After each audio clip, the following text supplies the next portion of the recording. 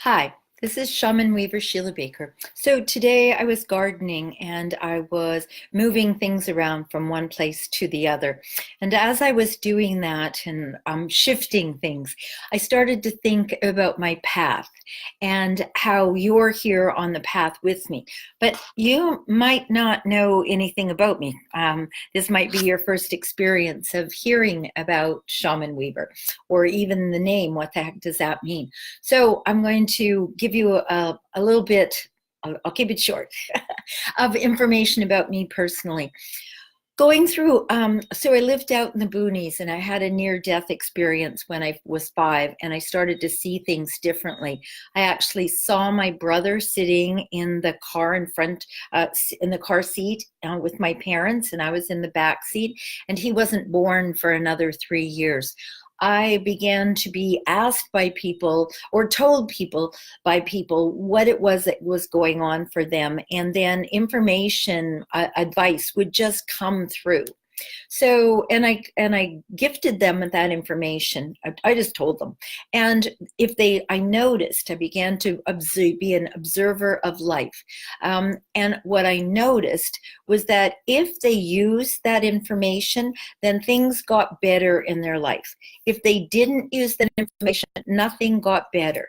So fast forward to now, what I know now is that it's beautiful to get spiritual inspiration, but if that's all you're doing is getting it, then there is no bringing it into the world. And that really is what keeps the flow going. So there I am, I'm 5, I'm 7, I'm 12. I know all of this stuff. By the time I'm 13, I know that I've chosen my parents. So to be a rebellious adolescent seemed kind of silly to me. So as going through high school, I wanted to be a mortician. Now that might be shocking to you, but the reason behind that is that I watched people. They didn't let go of their emotions at the funeral. They held on to them. I could see them repressing them. There was no celebration of life. So fast forward to now, what do we have? Celebration of life. I have always been a pioneer. I was in the first class of my nursing school. I became a dance movement therapist when there were only 1,000 of us. I got a master's degree in that. I went on to do therapy and understood, for me, that bringing up past issues and just moving into them really was of no benefit. So I stopped doing that. When I started to study astrology with Sheila Belanger, who's local in the Seattle area, I learned that you could use a monotonous drum beat to go into another realm. I'd been doing that for years. I didn't know I could have a drum. And so what ends up happening is that you get information, and you've all been getting it. If you're one of my beautiful souls who's here, you've already been getting information. You're just not sure what to do with it or how to make it viable in the world. So instead of following my, I want to celebrate life, I went into nursing and became a nurse. From there, I specialized in psychiatry, because how we think is how we are. Our beliefs, the thing we conjure up and make those our beliefs and hold on to them, that begins to be how we are in the world. That's fascinating to me. It still is. It was then and it is now, because I know it's a matter of attitude. So then, you combine, the reason I got to Shaman Weaver is because I know that it's important. I also know I was seeking the oldest way that we connected to the divine. And at this moment in time, this is as old as we know. I have a sneaking suspicion we'll find something older. But right now, shamanism is it. So I wanted to know that. I wanted to experience that.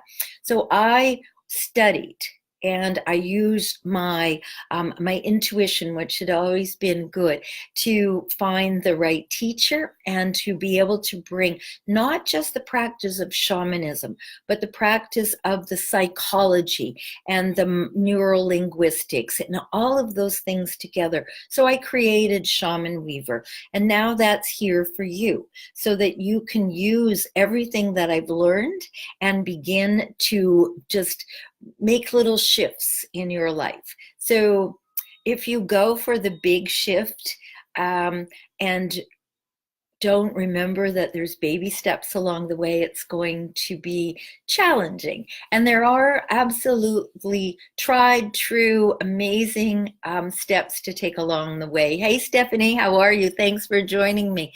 So I say so a lot, so so I'm going to stop doing that. And then I said so. Those little things where you catch yourself saying something that is repetitive, it's merely a habit. When you come to know that, then you have, and know yourself, then you have a wonderful way of going from being where you are, being great, accepting of yourself right now. Thanks, Stephanie. That was a beautiful word I needed right there. She says, I'm great. So when you accept where you are, and I don't mean sit in it and go, oh, yeah, well, I accept it. That's settling. That's not accepting. So there's no room for quitting. There's no room for settling. Okay. So when you accept, okay, I'm right here right now. What's my vision for a little bit down the road? Then you have an ability to be in that place of non-angst. You're not in conflict with where you are and what got you there. You begin to build on that. And that building on it makes you more confident. You begin to be the person that you are creating. And what you notice is that it comes from within. When you settle yourself, not settle for, but when you settle yourself, you calm yourself and you go, oh, we're here. Because it took a bunch of you to get there, right? It isn't just one you that got you. You got to you now. It took your 2-year-old self and your 4-year-old self and your 8 and 22 and so on up to where you are right now. That's a lot of shape-shifting. And we do it naturally. Hi, Erica. Thank you for tuning in. We do shape-shifting naturally. Now, what if you use the power of intentional shape-shifting? And Erica, I know this is something that you've done. I've watched you in the last little bit.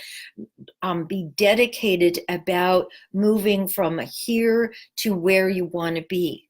It begins with being able to accept, not settle. There's a difference between accepting and settling. Settling is kind of more depressing.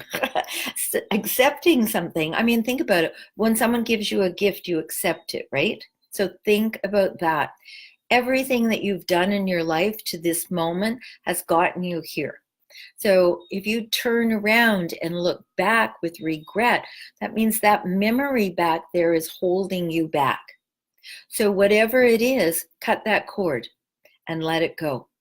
So what I'm wanting to give you when you show up here, and I really appreciate your time, is not just so that you know who the heck I am and what makes me be in front of the camera and you be there listening, because my mission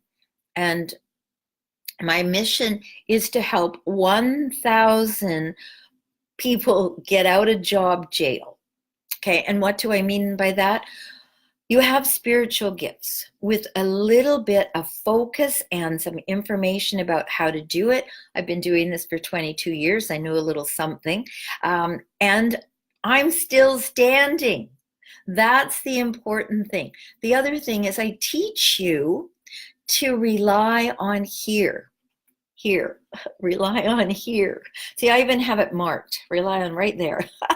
So to rely on that, you rely on your heart to ignite your fire. You rely on your gut to keep you going, knowing you're on the right track. So we use an experience of listening to the body. It's an amazing tool. I mean, we're walking around inside of it, not even knowing how it works or why it works, or oftentimes what to put in it to make it work better. So hi, Crystal. Thanks for showing up. So what I want to be able to gift to you, and so you have to accept and receive it. So I want you to be able to learn a little something every time I pop online. So today what you learned is that regrets keep you held to the past. So if you have one, or if you have more, this very day, stop, write them down. What are your regrets? And then look at your beliefs that are attached to those regrets. And have a look, have a sniff. One of my teachers said, suss it out. Look at it, taste it, smell it. Is it still smelling fresh? Or is it an old belief that's not really serving you any longer? Because oftentimes we live out of those. And so we end up living out of a belief that doesn't serve us. So there I did so again, but look how quickly I caught myself because I am being aware of what I'm speaking into the world. So regrets hold us to the past. Write it down. Write down what it is that you have, what it is that is holding you back. What is your belief around that thing? Then look, is it serving you any longer? If that belief doesn't serve you, light a fire to it, let it burn. And then take those ashes and bury them. Once you've done that, once it's buried, and bury it somewhere where you can see the new growth come from the plants around it. Plants love ash. They flourish from it. That's why forest fires happen. And then after that, you go back out 3 or 4 years later, and there's little plants growing all over the place. So do the same thing with what's holding you back, your regrets. Write them down, fire them up, burn them, bury them.